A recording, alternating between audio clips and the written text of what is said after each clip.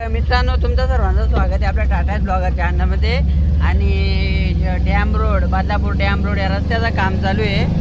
तर आमच्या पुढे एक थारवाला आहे. तर मी तर बोलतो याचा थार घेऊन काहीच फायदा नाही. एवढा थोडासा ऑफ रोड आहे, एवढा पण नाही हो. थार चालवतो नाही तर चिंबोडी कशी इथं डाचाकते तिथं डाचाकते. त्या थारपेक्षा तो वॅगनरवाला बघ किती सनाटिंगला आहे.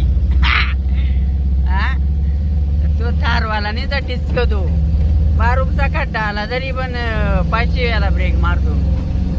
दनादन जाऊ दे ना, थारची पावरच दाखवी नाही तो.